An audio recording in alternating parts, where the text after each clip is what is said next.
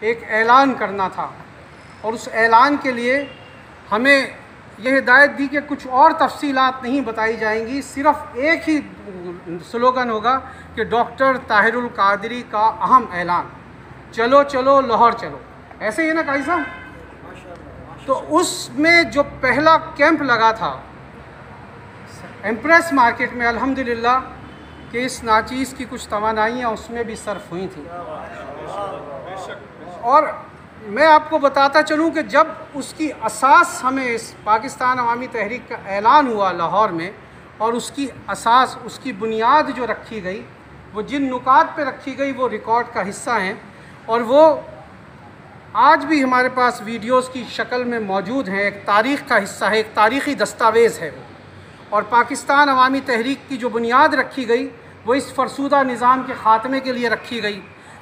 پاکستان عوامی تحریک کے لیے بتایا گیا کہ یہ ایک سیکولر جماعت ہوگی، یہ آئین پاکستان کے تحت کام کرے گی، اس میں پاکستان میں رہنے والے ہر باشندے کو، ہر مذہب میں ماننے والوں کو تحفظ کے لیے کام کرے گی۔ تو یہ بنیادی طور پر، میں مختصر اس لیے کر رہا ہوں کہ ٹائم زیادہ ہو چکا ہے اور مجھے اس پروگرام کو تو آگے لے کر چلنا ہے۔ مختصر ترین بات یہ ہے کہ ان بہت سارے نظریات جو ارسطو سے شروع ہوئے تھے اور مارشل کی طرف گئے تھے، سیاسی نظریات کی میں بات کر رہا ہوں، اور سیاسی کارکنان یہاں پہ موجود ہیں، ان کے لیے بڑا ضروری ہے کہ وہ یہ سمجھ لیں کہ سیاست کیا ہے۔ سیاست نظام زندگی اور نظام حکومت کا نام ہے، سیاست اجتماعی طور پر ترقی اور بلندی کا نام ہے، سیاست انسانوں کو تحفظ دیتے ہوئے ان کی ترقی اور ان کی بقا کا نام ہے۔ تو اس کے مختلف نظریات سامنے آئے، اور الحمدللہ پاکستان عوامی تحریک نے ان سارے نظریات کو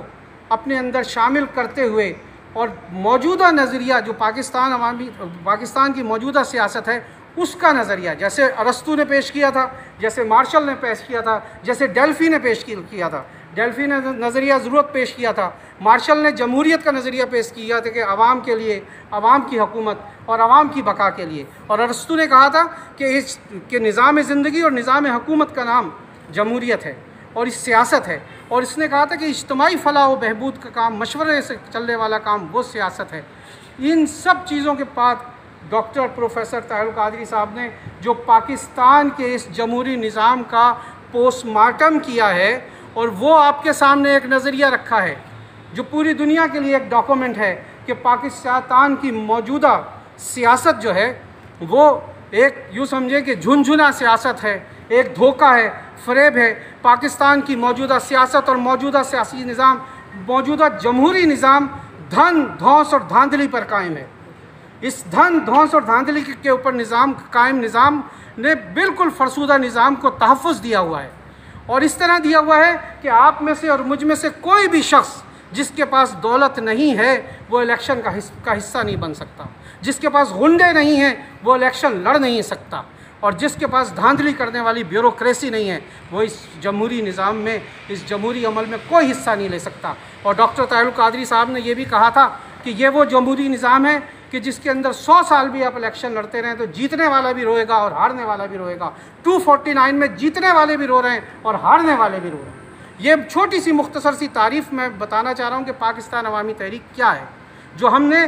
اس 32 سال پہلے قبلہ قائد محترم کی زبان سے سنی تھی، اور وہی ہماری دستاویز ہے اور وہی ہمارا لاہ عمل ہے۔ ہم اسی پہ چلتے رہیں گے، اس باطل نظام سے ٹکراتے رہیں گے۔ اس باطل نظام کو جب تک ہم نیست و نابود کر کے حقیقی جمہوری نظام پاکستان میں قائم نہیں کر سکتے، تو جب تک ہم اپنی جد و جہد جاری رکھیں گے، اور یہی ہماری جد و جہد، یہ انقلاب ہے،